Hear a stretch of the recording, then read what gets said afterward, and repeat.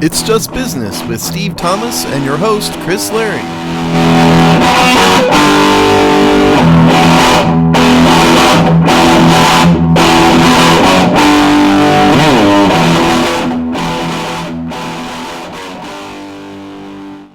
Hello and welcome to another episode of It's Just Business on the Hogside Network, the show where we look at the dollars and cents of the sports media business industrial complex and its summer slumber. How you doing today, Steve? I'm doing just fine. Just everybody needs to be aware that Kobe the dog is sitting next to me looking out the window, so he may join the show here. I will try to keep him stay here we hear him.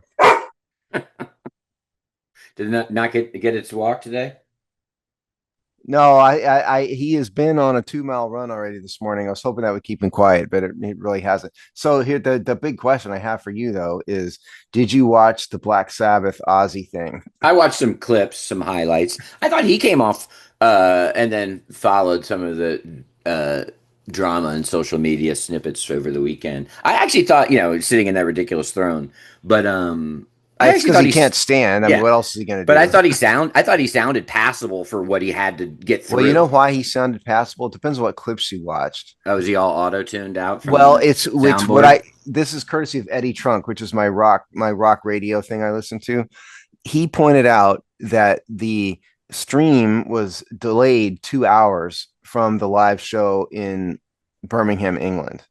And if you watch like the cell phone video of that show, his voice is bad, but the audio in the 2 hours of delay, they auto-tuned his voice up to sound reasonable.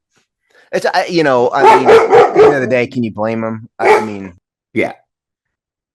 Well, I must have seen a doctored clip, and I didn't think it sounded great, but I figured, it seems like they're going to get through an hour set.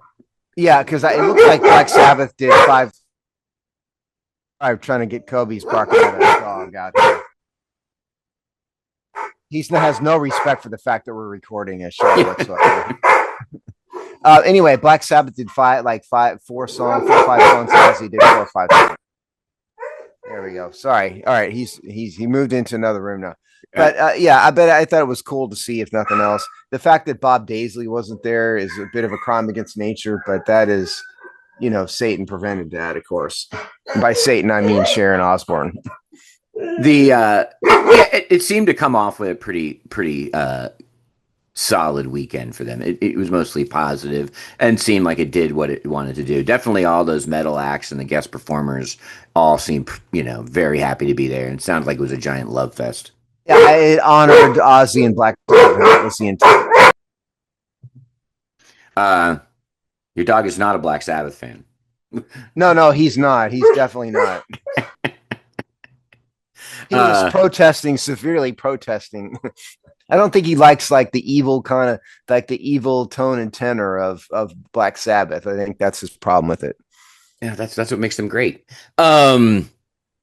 He's too young to understand it. Yeah. Hail Satan. All right, so Steve, let's jump in. We can hail our overlords here and have a couple NFL stories.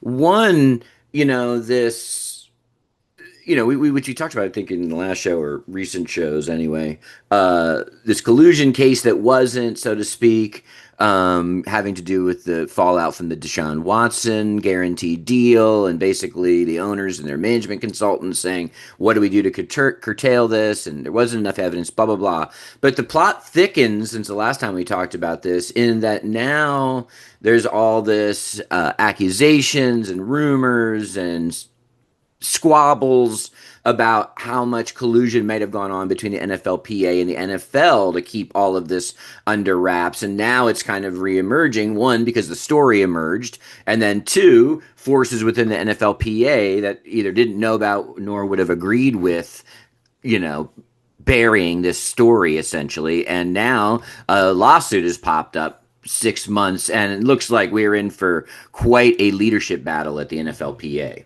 So this is some of these stories we do are like all over the news and everything. This one is almost exclusively an ESPN story because ESPN is the cause of all of this.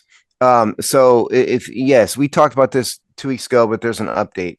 So the news story here is sources NFLPA, NFL agreed to keep collusion findings secret by Don Van Natta and Kalen Kaler. That's a heck of a name. Dated July 9th.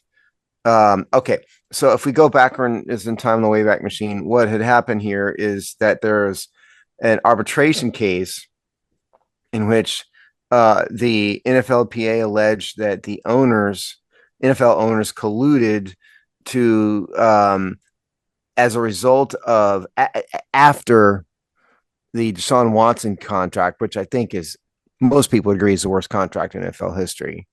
To the allegation was the owners had colluded to limit / minimize fully guaranteed contracts, and then the arbiter basically concluded by a clear and preponderance of the evidence, which is the standards, that Roger Goodell and the league's general counsel had urged owners to restrict guaranteed money, but then he concluded that that wasn't collusion. And that was where we left it 2 weeks ago when we did the show. But now, really, really interesting is there's a podcast, which I've never heard of, called Pablo Torre Finds Out. Have you ever heard of this show?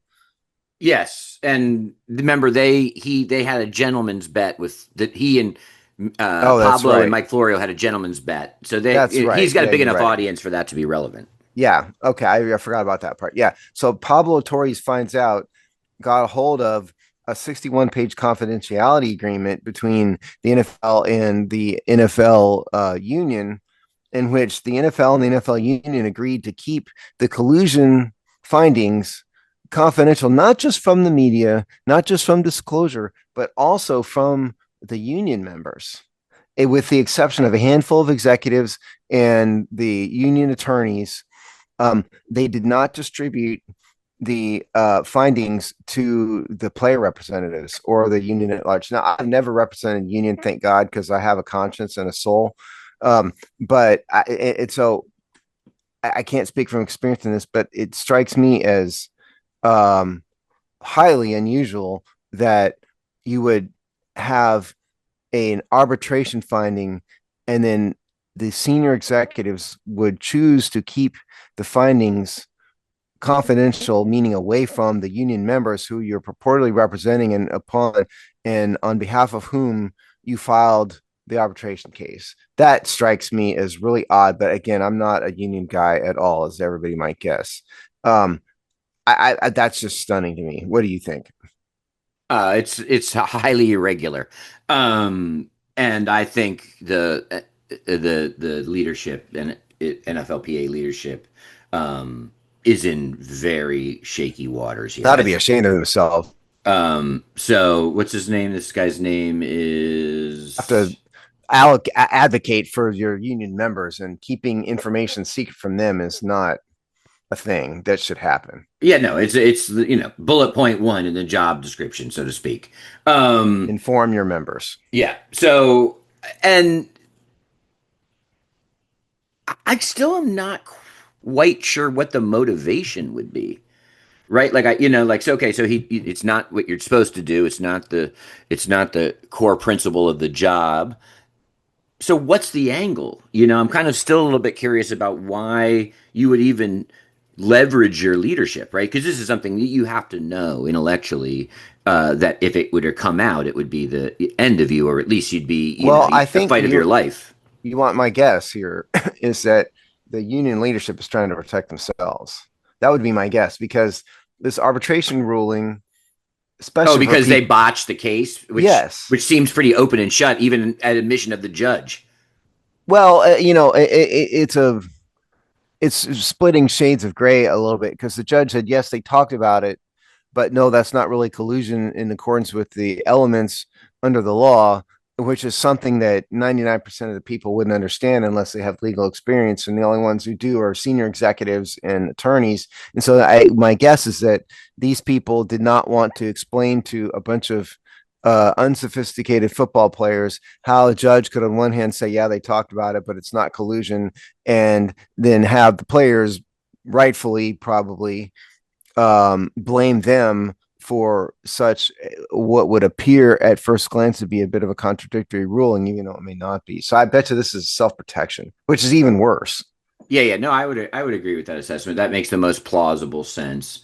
And that thus probably is the truth, or close to it. What's sort of the Occam's razor thing here? Yeah. Is there a giant conspiracy, or are they trying to? What's the easy way to look at it is they're trying to protect themselves. Yeah, which doesn't soften the blow here. I mean, that could No, it even makes it worse. yeah, quick. So, I would predict that we're talking about this guy being ousted on a future podcast. And when I talk about that, I'm talking about the next Oh, 3 to 6 months. and by the way, so the guy we're talking about here, the executive director of the NFLPA is Lloyd Howell Jr. Who's only been there a short amount of time. Yeah. So the other guy was Maurice. It's in here. Smith. Yeah, Maurice Smith, who I interacted with a little bit with when I at one point I tried to get him to come on the Hogsty. But anyway, he was pretty reasonable dude, at least with me, via email and stuff.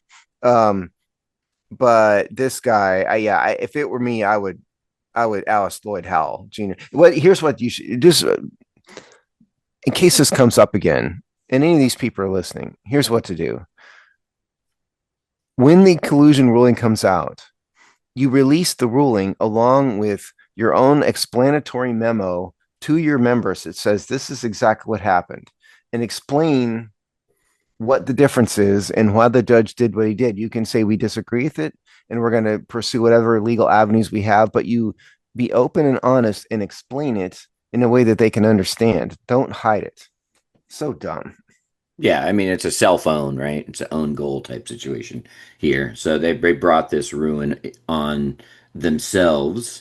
And I mean, I understand the legal distinctions and what the judge is articulating here, but it certainly seems like with better representation or making a better case, it was a winnable case. So if I'm a player, even if I'm not going to necessarily understand all the sophistication, especially if I'm in even the executive council, I believe they called it, which is basically the senior leadership or the elected leadership Yes. from active players, they didn't even know they didn't know about this. So this really was just a handful of people that were even informed. It wasn't even like a kind of upper tier management decision. It really was 3 or 4 people. And you could probably make, so if I was a player, I would be like, well, why'd you, especially these guys are attuned to win and lose things, right? That's their life. They're wired to win and lose things. So I can totally imagine the first impression was like, how did you lose this case? Yeah. And, and by the way, I cannot, this is not my legal universe, and I did not look up the elements of collusion for these purposes, so I can't give a detailed explanation of it. But what I will say here, and so Toby is disagreeing with me again. If you give me 1 second here, we will try to let him go. He's probably barking at a dog. Hold on. We're going to read him. If Chris could babble for a moment, I'm going to silence the dog. I can vamp here. What's a good vamping subject? I don't know. He's vamping by talking about vamping. Okay. So anyway, one thing in this story is that they have appealed this ruling. So there's always ways to appeal arbitration. It's not sometimes it's you get to go to a higher level of arbitration panel. Sometimes it's you end up in court. There's various ways. I don't know what it is here, but they have appealed the ruling. And so if I had to take a stab at it and you had to ask these execs directly why they hid this, they might say, well, we were trying to protect our appeal rights or something, which is dumb and silly, but that's probably what they would say, I would say. But if I were the union members, I would move for removal of this guy, Lloyd Howell. You can't do this. No, and I think 6 months later, something they could have done, within hours of the original arbitration results, filed this appeal, blah, blah, blah, right? They could have taken all these steps. There was no need, right? So it's obvious the wider executive council and then maybe, found out about this and now is sort of pursuing those legal paths that it could have done 6 months ago. And that to me shows that he's basically been found out and overruled. So they're looking to make up for lost time, so to speak. Yeah. And just for the record, there's nothing wrong with a confidentiality agreement in and of itself. I've written 100 confidentiality agreements, there's nothing wrong with it. The point is that at a bare minimum, they should have made the players reps aware of it, because they have an obligation to their union members to not hide information. What you could say is, this arbitration case has happened. We want to keep it confidential. The players are welcome to see it, but they need to sign a confidentiality agreement as well in order to read it, or something like that. That's what they should have done. And there was some embarrassing things about players like Russell Wilson. A lot of people dogging him. So there was you could actually, if you kind of get into the guts of some of the stuff, there's some back and forths and agents and owners and management and so you could make an argument that keeping the players' names out of the press's mouth here would make sense. But I totally agree. That's the key distinction. If they I bet you in the bylaws of the NFLPA, the executive committee or council, whatever they're called, is allowed to make decisions even above the heads of the individual reps. Or they are. Yeah, they definitely are. So you could have even just whatever I think it's like 11 or something like that, and said executive council. But even that level, or go to all the reps, or obviously to the kind of the end game is a full vote, which they would never do. And you could have each person who sees it sign a confidentiality agreement, right? And then you can do, yes, to your point. Then yes, all the reasons for confidentiality. It's not that this is confidential information or not. It's that they didn't represent their union and get enough of the governmental oversight, checked boxes there to make it so that the sort of the shady part, to speak generally, is between the leadership and the union, not the fact that there would be a deal. I mean, it's not confidential because this is plans to the B-2 bomber. Yeah. It's confidential because they're protecting themselves. And so this story, by the way, does mention Maurice Smith. It says during Smith's 14-year tenure as executive director, he and union lawyers routinely shared copies of arbitrators' rulings, the members of the executive committee, and player representatives. So there's a history of these rulings being shared with player reps. See what the player reps can do is then they can take it and they can brief their player and go, hey, look, we lost an arbitration. Here's a summary of it. And the players go, gee, that sucks. And that would probably be the end of it. Yeah. And ultimately, I think there's probably a critical mass of players that understand that contract wasn't good for players either, right? Like that contract ended up being good for one person. Well, yeah. You mean the Watson case? Yeah. For Watson. Yeah. So even at the time, players should probably have understand, or a critical mass of them, that contract was not good for the collective bargaining ability. It wasn't going to it wasn't a high tide lifts all boats, right? It was going to be shut down immediately. Well, yeah, and the reason why it's not good for everybody is that Deshaun Watson was a train wreck who never deserved a contract like that and didn't come close to living up to it. And that makes NFL teams less likely to want to give fully guaranteed contracts. Okay, yeah. That's why. And it was an enormous number. So if you wanted a test case for fully guaranteed contracts, pick a player that hadn't been accused by 30 women or whatever the number was of creepy, illegal behavior. Look to the guy that got 2, Kirk Cousins. Yeah, well, yeah. But Kirk Cousins, say what you will, and Washington fans hate him, and I sort of understand that. But the guy isn't a train wreck. Did he win? No. But he was he a I'm mess just talking of a about person? from No. business standpoint. He was able to get himself 2 Absolutely. fully guaranteed contracts. And I think the handling of him by the Atlanta Falcons is a whole nother story for another day, perhaps. Yeah, I got to dive into quarterbacks. I'm excited to watch that. I like the first season. I mean, what quarterback? What are you talking about? It's a Netflix reality show. Remember they did it 2 years ago. It was Patrick Mahomes, Kirk Cousins, and what's our backup quarterback in Washington?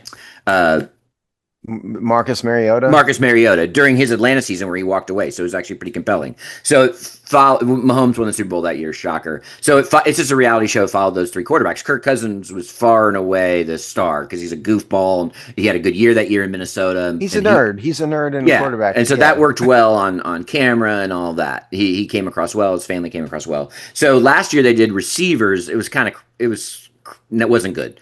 because they couldn't get any quarterbacks because it was people like, whoa, quarterbacks are like, no.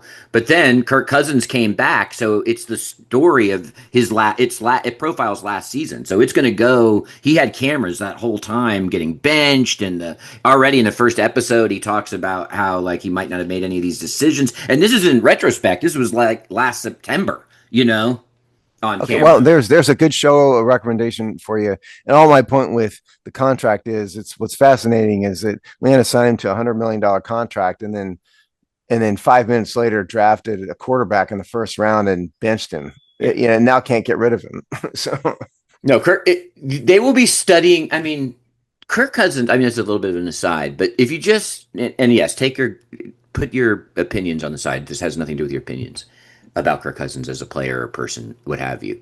But because the way he rolled those guaranteed contracts with Washington, right? Which at the time were like, he didn't have a guaranteed contract with Washington. Well, whatever when they the fully guaranteed contract was with Minnesota. No, I know, but when the team activated his guarantee from the tagging. Oh, right? Okay, right. Yeah, so if you start there, I mean, those were two $25 million tags, I believe, something in that neighborhood. Something like that, yeah. And then he did the $90 million first guaranteed contract. I think something similar for the second guaranteed contract in Minnesota. And then, which the Atlanta contract is not fully guaranteed, but he still got a giant payday. I mean, he still, I think, cleared like $75 million on that Atlanta contract. It's big enough that they can't get rid of him. The contract history of Kirk Cousins and the amount of money for what is a decent quarterback, right? It's glass half full, glass half empty. But like for like a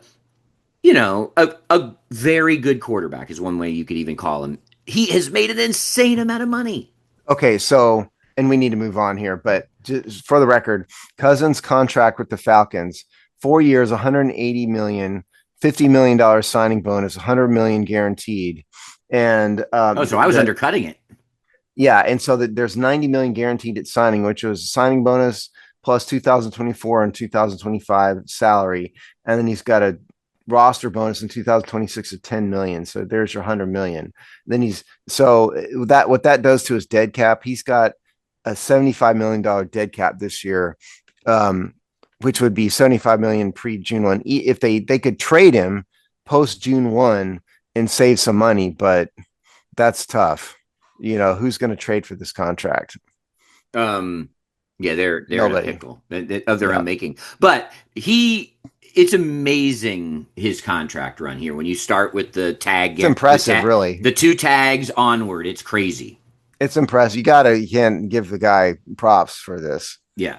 So considering he's never really won anything. No, like I said, he's been a very good to very good quarterback. Yeah, he's put up some decent numbers, but he's never won. Yeah. All right, we have another NFL story that we should hit on, which is kind of a little bit of a no-brainer, but it does, I think, have some signals going forward in that because of CBS's impending merger sale and the federal government's involvement, things have gotten sticky on a bunch of fronts. One of those fronts was that this would give potentially an out clause for the NFL to get away from its CBS relationship and deal, which is decades and decades long and deeply ingrained and blah, blah, blah. Roger Goodell has basically said, no, we're good. We're not going to disrupt the apple cart here. We have relationships with all involved, and we're confident that things will proceed as normal, which may make him sound like an amicable guy and just that's all good. We all love each other. But the reality is, no, it's not. The reality is that the NFL is salivating over its own renegotiation clause with all the media contracts that's coming up, and they don't want to do anything that would show their hand, play their strategy, or in any way, distract them from the big picture, which is a complete media blow up. It amounts to about halfway through the deal.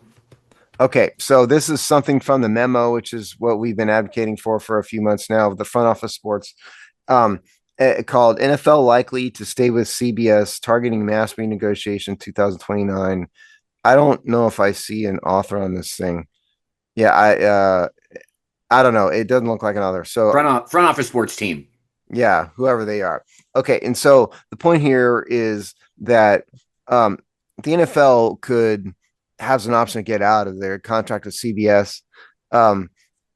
but they don't want to. And what Chris said is correct, which it means that they're trying to make this look like it's amicable, and we've been partners with CBS forever, And this is all while, by the way, Paramount is trying to merge with something called Skydance Media, and so they're I think they're trying to pretend like they're helping out Paramount, because if you dump the NFL contract right as they're merging, that screws up the evaluations and stuff. What it's really about is that all of the media contracts expire in 2029, and the NFL wants to, stick a knife in all these people in 2029 and make an unbelievable amount of money. Because what we've learned in the past several years, especially, is that the NFL is the king of broadcast media. I'm not talking about sports. Yeah. I'm talking about broadcast media as a whole. It's stunning to see if you look at like the top 100 broadcasts every year, something like, and don't quote me on a number here, but something like 70 of them are NFL games. It's ridiculous how popular the NFL has become.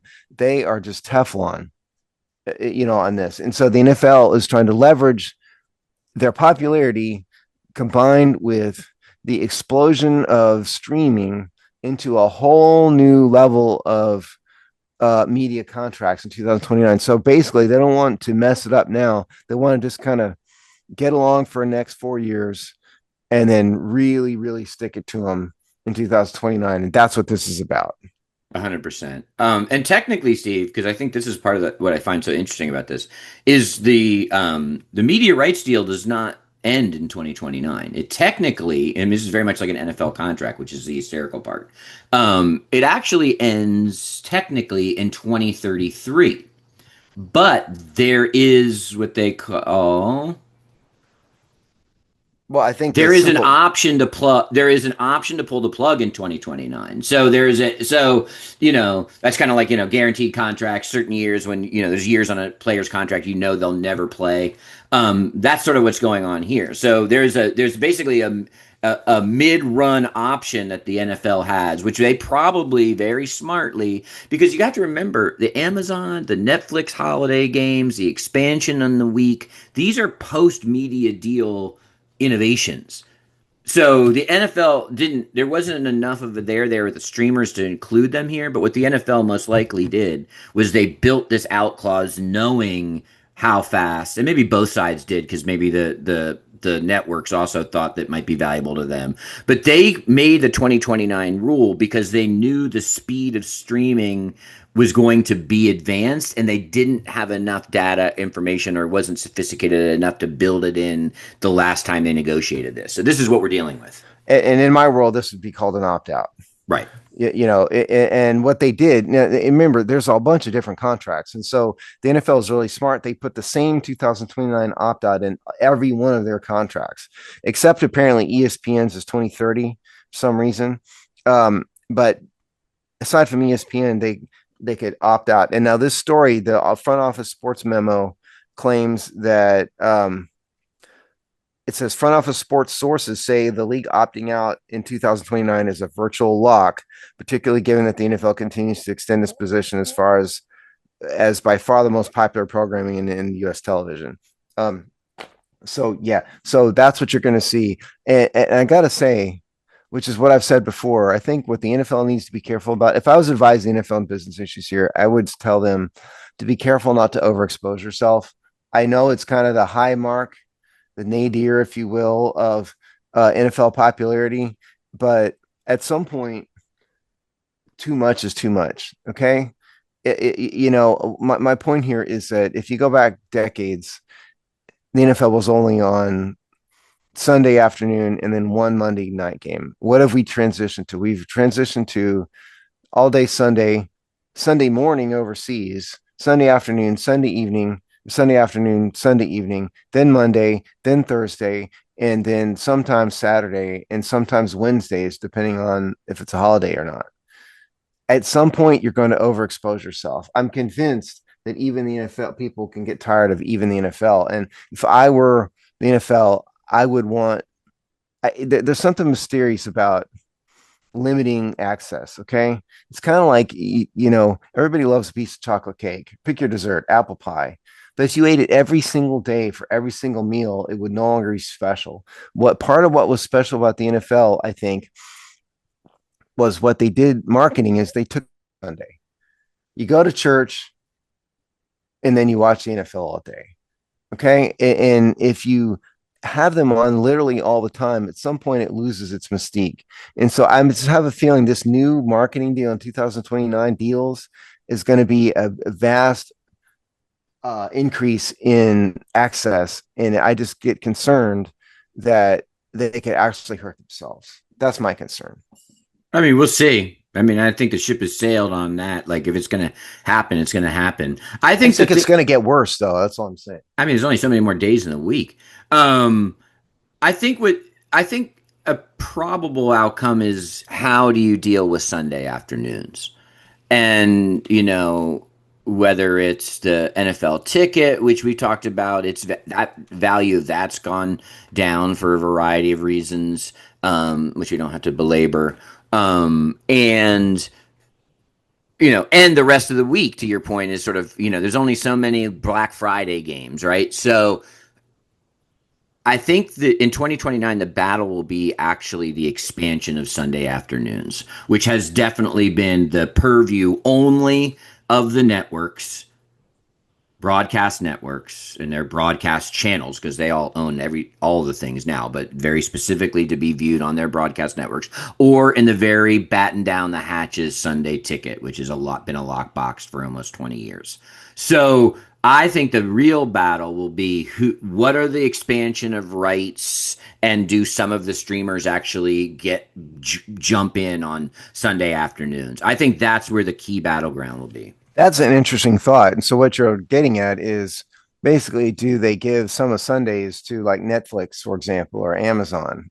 Yes, 100%. Or even if you think about keeping the CBS example, do they allow CBS to now offer it on Paramount streaming simultaneously on Sunday afternoon? They might already do that. No, you can't do that. The primetime games, when it's the only game on, you can watch on their streamer. But Sunday afternoons, you can't. I think that part is almost a lock. Well, I mean, I think so too, in terms of it being the outcome being a lock. But that is to your point about it being the number one thing on broadcast TV. That is a kind of last seawall to fall for broadcast. I mean, that it really is the requiem for broadcast at that point. If they don't hold on, it's totally arbitrary, non-technically smart, all these reasons why they would. But I think they'll fight to keep it, even though they're kind of fighting in some cases their own streaming departments. Well, yeah, that's true. Part of it depends on how much the NFL values its legacy partners.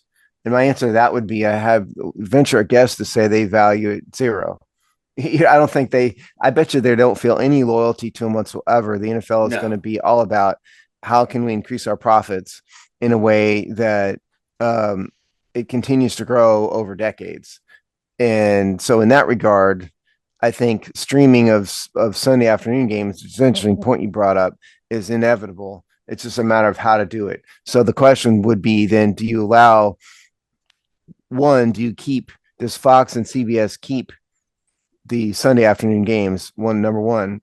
And number two, do you allow Fox and CBS to stream all their games, to stream one prominent game, to have some sort of firewall in place where you can only stream the game that is assigned to your area? Right. And I technically, I assume that's possible. It is somehow. Yeah. Right. And so I don't think any of that's been decided. That's the question.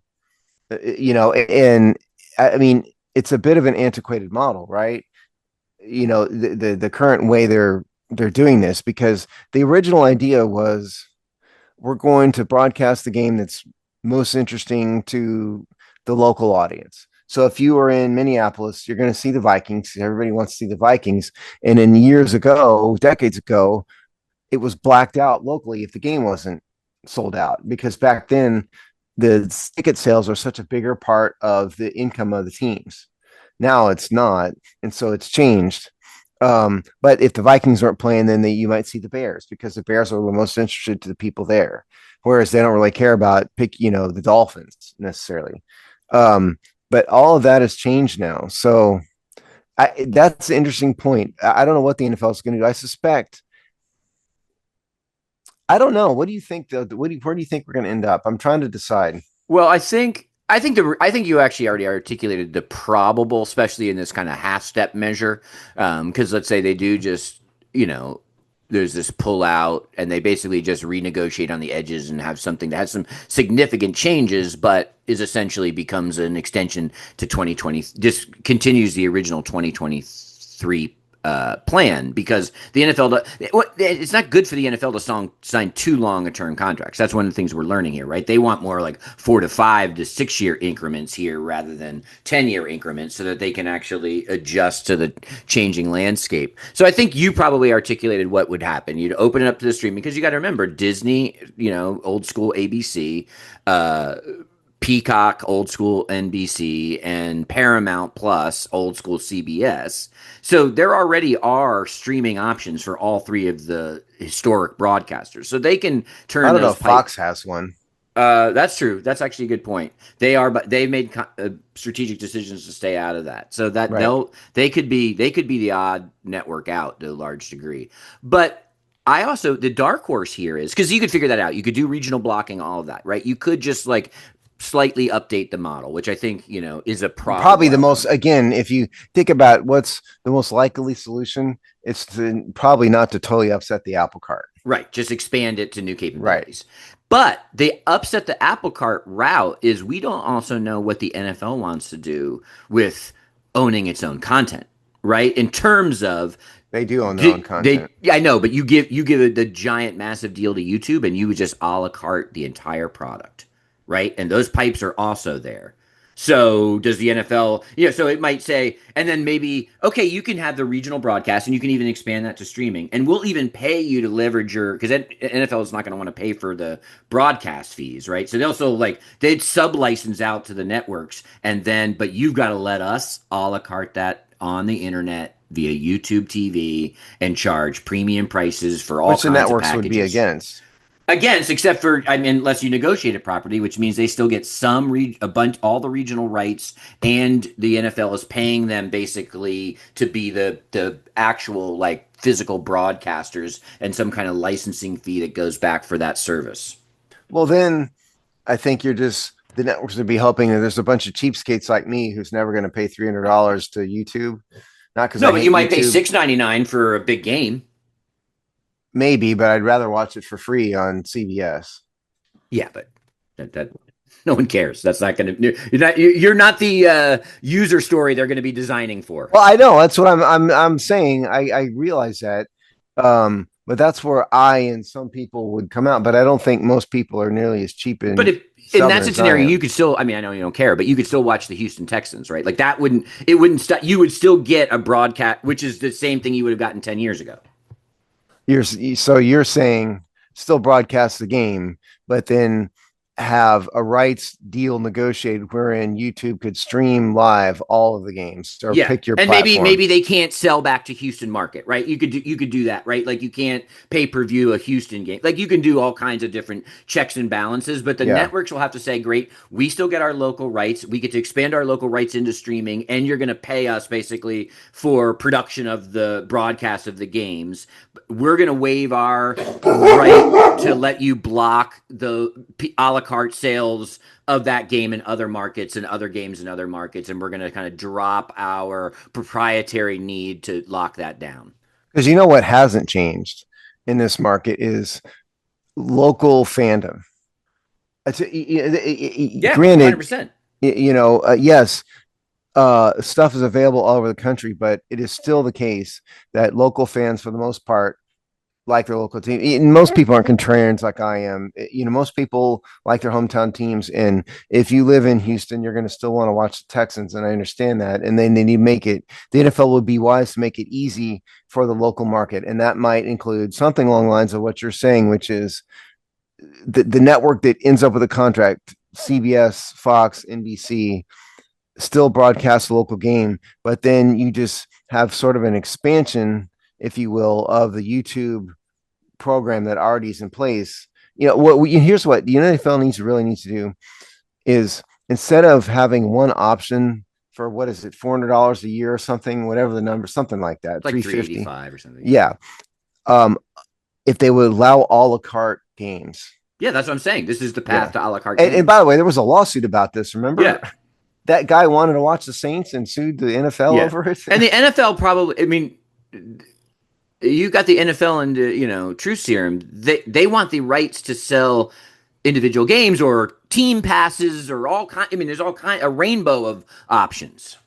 Yeah, there are, and YouTube doesn't want to do that right now because, from a marketing standpoint, they're convinced, and they're so far right, that they can just sell enough $385 packages to make it valuable to them, so they don't have to. Typically you make a la carte options available because you have to try to sell stuff.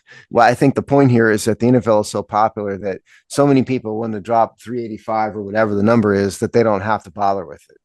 Yeah. So I think there's some interesting things there. Well, we've solved. So they want to call us. Let me know. Have ideas for their media. They need to, the NFL, they need to start paying more attention to what we're saying on the show, because you and I have gotten a lot of this stuff right years ahead of time. We predicted the NIL. Yeah, we did. So there you go. Another thing that we've been predicting is the thing that could bring this whole house of cards crashing, and by house of cards I mean professional sports in all of its shapes, sizes, is gambling. And I think we have one of the more interesting gambling stories to come along. It also seems like one that kind of is a blip in the news radar, or a notable story for a day or two, but may have legs in terms of, it's one of the closest stories we've had. We've had one in the NBA, right? That where you're starting to look at on-field, on-court performance directly being manipulated by a player for the outcome of the game. And this Luis Ortiz has got the two wild pitches heard round the world, so to speak. And, if this continues to blow open, these are the kind of things that all these sports leagues, and quite frankly, everybody profiting, even the gambling houses, from this billions of dollar industry, is quaking in their boots for a scandal like this. Maybe this one peters out. Maybe they can lone wolf it, so to speak. But if this one does grow, these are the kind of things that can take the whole thing down. Okay, so this is all over, but the story that we linked was in Fox News. Guardian starter Luis Ortiz's suspicious wild pitches at the heart of MLB gambling investigation. And by the way, Guardians is the former Cleveland Indians, and Guardians isn't nearly as stupid a name as Commanders, because I don't know what it is, but Guardians means something in Cleveland. It's a monument. It's a architectural thing. Okay, there you go. Yeah. It's not just totally random. It'd be like calling them the Washington Monuments. Okay, fair enough. But so what happened here is that Luis Ortiz made two really bad pitches, but that's not the interesting part. The interesting part is got flagged, those two pitches, by a betting integrity firm called IC360. And it says, so this happened on June. It was against, let's see, I think it was June 15th, I believe, is when this happened. And so the betting integrity firm IC360 relayed the two pitches to sports books, according to ESPN. And the firm had flagged unusual betting action on the first pitch thrown by Ortiz in the bottom of the second inning. He spiked a slider into the ground, like way out of the strike zone. And there's a tweet that they cite here. There was two different games. Then June 27th, another one, more unusual betting action came in on a pitch from Ortiz in the third inning against the Cardinals. And so the betting integrity firm isn't in a vacuum saying this guy, Luis Ortiz, made two bad pitches. What he's noting is that there was some unusual betting action in association with those pitches, which would imply then that somebody knew they were coming. And so that would imply a conspiracy to rig gambling. And so this firm noted that is what they're talking about. And so what they're alleging here, which goes back to basketball, like, as you said, is that they're alleging that Ortiz is involved in some sort of bribery type scheme. Your thoughts? Yeah, he's benefiting in some way from throwing a game or doing something, and who does? It doesn't have to be. He doesn't even have to be about winning or losing the game. There's so throwing many. some pitches. Right. There's so many micro bets, right? Like, so it could be like even something as dumb as, like per inning or things that happen in an inning, right? So, Well, like, I think it's like, some dumb baseball player might go, and nobody ever notice. I'm going to throw a pitch in the second inning. You guys bid on, you can bet on a wild pitch in the third inning, which you can find prop bets like that. yeah, 100%. And, Yeah. and some moron like a baseball player might see nobody ever notice it because they don't have any idea that there's a whole sophisticated monitoring service, And they can rationalize it away. Like, I'm just making a side bet hit, right? Like a prop bet hit. I'm not out here tanking my team. I'm just making sure that, the inning 4 is a 6-out inning or whatever, I'm not Pete Rose. Yeah. 6-batter inning. Yeah. Yeah. So, but the positive spin on this gambling story is actually, which is a little bit what I learned from this story. I mean, I guess I would have understood intuitively that these things exist, but the detail of, the other thing about big data driving big gambling is that big data can just as easily sniff and patrol trends. And so that's exactly right. Like, and not just trends, but the real time cross indexing of trends, right? To look for, so to me, for future Luis Ortiz's of the world that even just say, hey, I'm going to spike an inning or whatever the scenario is. This is a wake up call because this was flagged pretty fast, right? And so, because like, as I said, it behooves not just the leagues and the integrity of the sport. That's obvious. It also behooves the big books, right? Because listen, they don't need, this is what I tell my wife all the time sometimes when we have work done and we're not going to be home on the house or something along those lines, which I try not to have happen. But in those certain cases, I'm like, listen, they're already stealing from us from the price of their services. They don't need to take our TV off the wall. You know what I mean? There's a chance that they will, but it's a small chance. Yeah. So, like, the profit motive here is whatever keeps the gravy train running of legitimate legal gambling. There's no real profit incentive. So the gambling houses and the books are just as invested in keeping it clean and above board because that's what makes them the most billions. So they're just as on this because they want to know this too.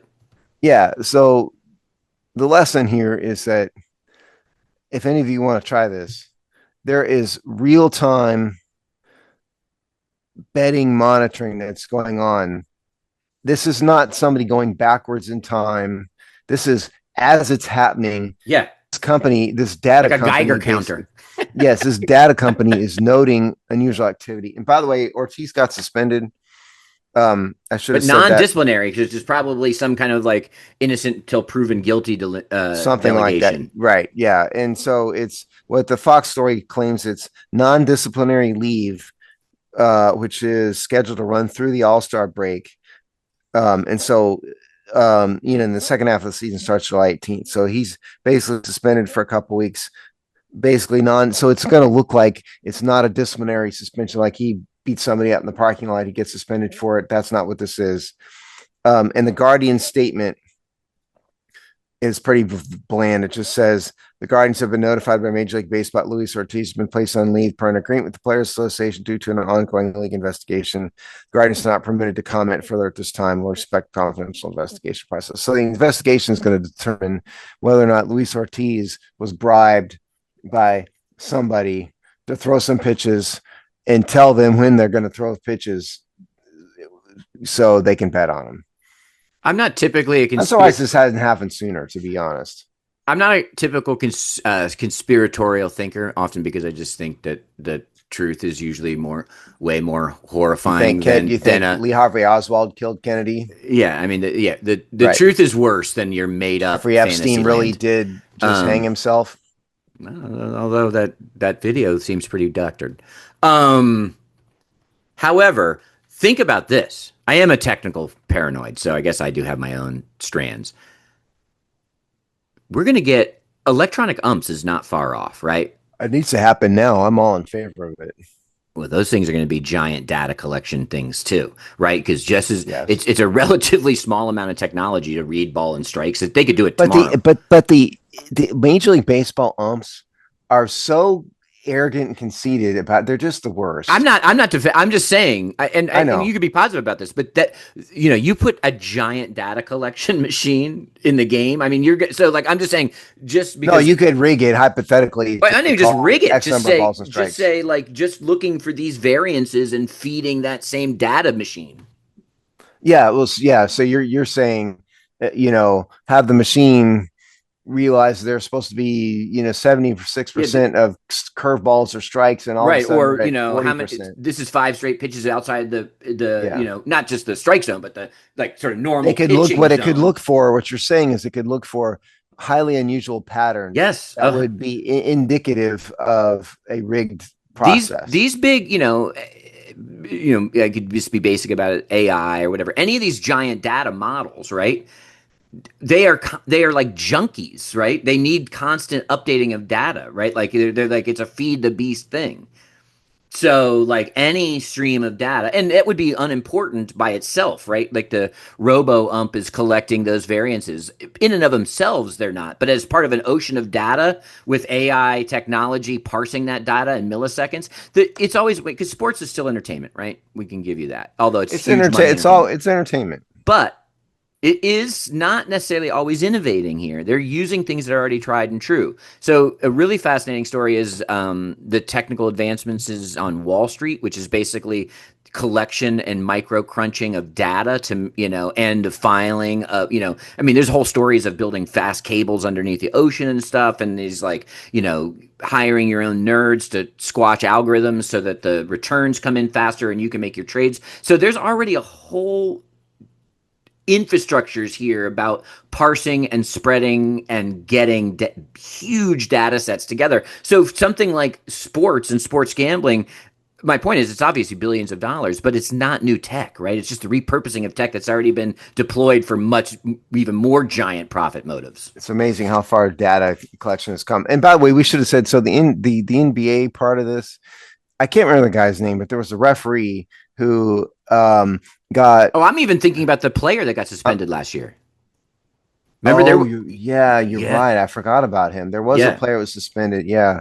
What I was about to suggest, there was a particular referee that was being paid by. Oh, yeah, I remember him. He was being paid by some bad people to, rig games, and he got in trouble for it. And then there was an allegation that he did it in the Western Conference Finals in a game between the Lakers and the Kings. Like the Lakers were down in the fourth quarter, and all of a sudden they had a whole bunch of questionable fouls called. So there was that one, and then and I think Chris is searching for the guy, the NBA player that got suspended last year here, because I can't remember his name either. Did you find it? Drum roll, please. Yeah. Yeah. Okay. Well, he's still searching for it. Anyway, so that is the NBA part of it. Oh, DeMarcus Cousins. That's right. Yeah, there you go. Okay. So anyway, that was the NBA part of it. But look, this is, and years ago, Luis Ortiz could have done this and got away with it. Nobody would have ever been the wiser. Somebody paid him, some amount of money. Hey, throw 2 pitches in the 6th inning and we're going to bet on it. And nobody would have known. But even if they're just tracking the variances of a player, because wild pitches, that's why they have a name for it. It happens. But it's the cross indexing of the spikes in the gambling action, right? It's about the relationship. Well, that's what this IC360 is monitoring. Okay. Right. They're not monitoring like the guy throws 1% wild pitches and he threw 2%. What they're tracking is the spikes in the betting trends associated with a particular event.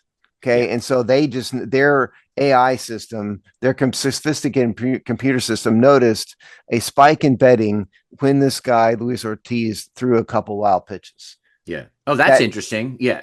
Right. Look that's at that exactly spike. Right. Yeah. There you go. That's interesting. And so then now the NBA, the Major League Baseball need to investigate it. They'll have to interview Ortiz and whoever else to determine whether or not he was getting paid to do something to do this. Right. Or was it a hypervigilance of an AI model that's still not really attuned and is also going possible. To be set to be overly cautious? Because, Pitchers throw wild pitches. Yeah. It happens.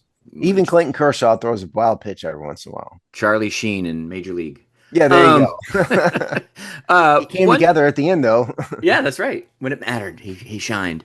Charlie Sheen actually is a real pitcher. I read a story about this. That doesn't surprise me. Yeah, I know. He's a really weird guy, but he's a pitcher. And so it's not just Hollywood magic in there. He was really throwing legitimate pitches in that, in the filming of that game. So we have one more movie, rather. Yeah. We have one more story here, which I think is actually pretty interesting. It's Michael Ozanian in what is that? It's CNBC. We've talked about him a lot. He actually was big on the Dan Snyder stories. He was basically on that beat during all of that hullabaloo. But he put together, and he's got his formulas, and you can see his methodology. I'm not going to bore you with that nerd stuff. But basically, CNBC's most valuable sports empires 2025.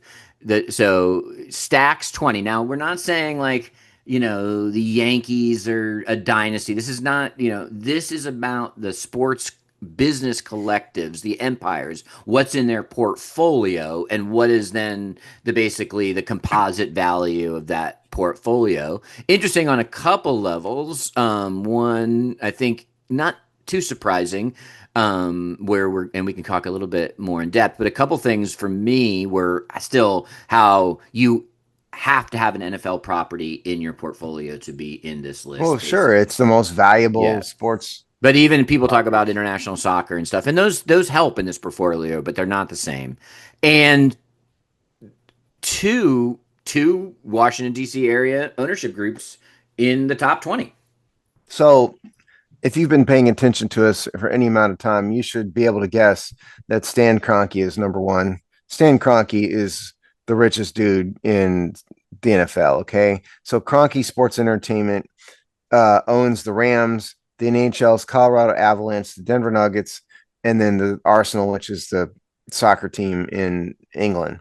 A $21.2 billion. Plus the buildings, because that's part of the calculus here. Yeah. Kroenke is actually a real estate developer. And so the number to see, the Washington connection is that Josh Harris Blitzer Sports Entertainment, which is Harris and David Blitzer, is third on the list. That surprised me. I didn't surprise me that they're on the list. Third surprised me. Well, I mean, if you're talking about the Washington football team, the 76ers, the New Jersey Devils, and then remember they have a minority stakes in Joe Gibbs Racing, and I didn't know about. There's another soccer team I've never heard of called Crystal Palace Premier League. I'm not sure who's number two in here. It goes from one to three. The Jones family. It's Jerry Jones. Okay. This column does not present it in just like an easy to read list. It just talks about it. So the Jones family. If you scroll down, there's a list. Oh, here it is. Yeah, you're right. Okay. So the Jones family is number two, 15.3 million. But look at that gap between 1 and 2. And then look at the gap between 2 and 3. So like 2 and 3 is a paper's edge. 1 and 2 and by the way, junk. I'd like to point out that the Jones empire is really just the Cowboys. And something called I don't know who the legends are. Do you have any idea who the legends are? No. And then the Star in Frisco. So most of the bulk of that is the Dallas Cowboys. Okay. Whereas like Josh Harris's, who's only, so that's 15.3. So he's about $1 billion behind Jerry Jones. That is the Washington football team, the 76ers, the Devils, and a soccer team. Whereas the Jones one is basically just the Cowboys and a couple of minor things. So that just shows you how valuable the Cowboys are. Because even Stan Kroenke, it's the Rams, the Nuggets, the Avalanche. Teams, yeah. I hate to break it to Washington fans. The Cowboys are the most valuable sports franchise in the world. There's no doubt. So and we're running out of time, so I'm just going to run down some more. Fenway is next. The Fenway Sports Group, that's the Red Sox, a soccer team called Liverpool, the Penguins, PGA Tour Enterprises. 5 is Madison Square Garden, which is all the New York teams, plus something called the AHL Hartford Wolfpack. 6 is AEG, which is Ann Schultz Entertainment Group, another real estate guy. The Kings, the Galaxy, and then the Arenas. Paul Allen is 7th.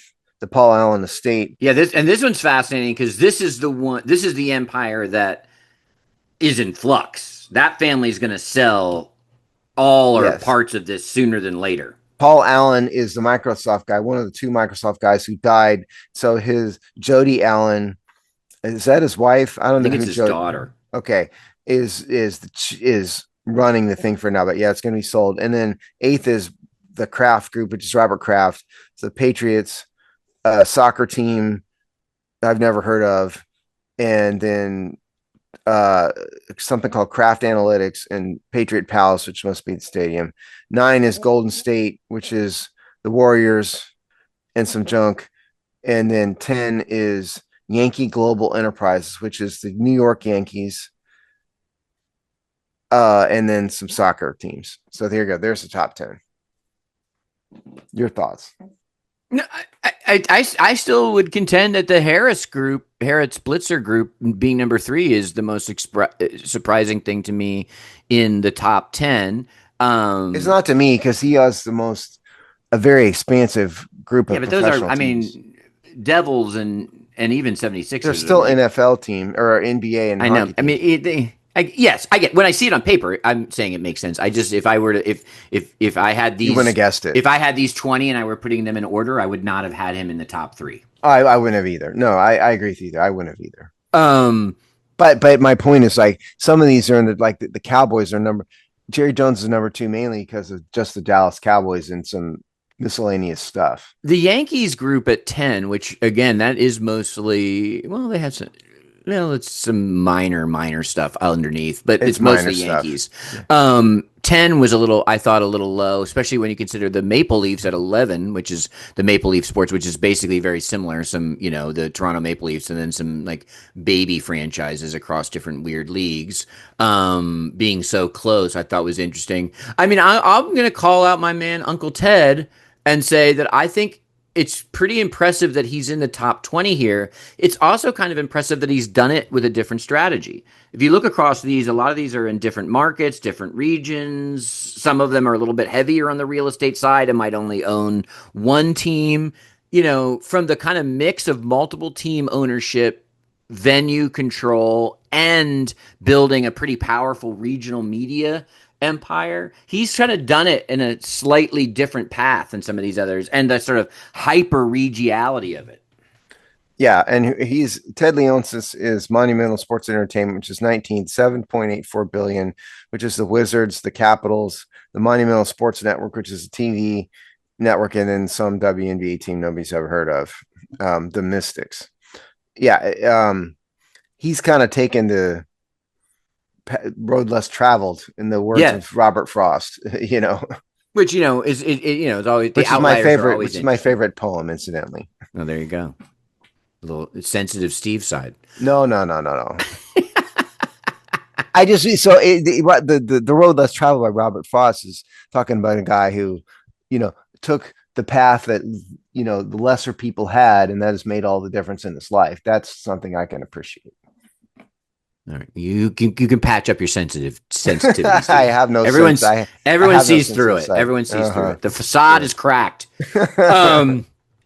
Yeah, I thought this was super fat. I thought this was an interesting. We see the values of the franchise valuations all the time, but we've never seen this before. Yeah, no. To frame it this way, I thought was super interesting. And it'll be really interesting to see the changes in this with international and private equity making strong steps into this. We'll see. Yeah. What I mean, the Lakers owners, right. They're the next to crack this. Caston, who owns the Dodgers, about to own the Lakers. That is going to be close to number 1. And the article even calls that out. It says, next time we do this list, it'll be Mark Walter. Think about Walter. So the Lakers will have 10 billion. The Dodgers will have 4 or 5 billion probably, and whatever else he owns, he'll be up near the top of the list. But I guess at some point the Buss family sold it, or I don't know, but like the crypto.com arena, right, is actually owned by somebody else who's on this list. They never owned it. They never owned it. Okay. No. Gotcha. All right. Well, Steve, how many weeks till training camp? Just a couple weeks, man. Yeah. Training camp is I believe it starts the 25th. I think it's 25th. It's certainly that week. And Washington has really limited fan access to training camp this year. So there's only how many open days? Yeah. It's like 3 days, and then there's another 3 for season ticket holders. We will try to get some credentials again, but they have also limited that. So I'm not hopeful, but we will try. But we will talk about that and all of the goings on of the Washington team on the Hogsty podcast, along with all of our regular written content. The Terry watch begins on the Hogsty, probably. Yeah, we talked about it. I mean, no need to panic yet. No, but it's a drip every day. You go to training camp. Yeah. All right. Well, we will see. Training camp's not some sort of magical line in the sand either. Is the thing. No, he's going to do a hold in. That's what they all do now. Maybe. Yeah. Yeah. All right. We will see you in 2 weeks.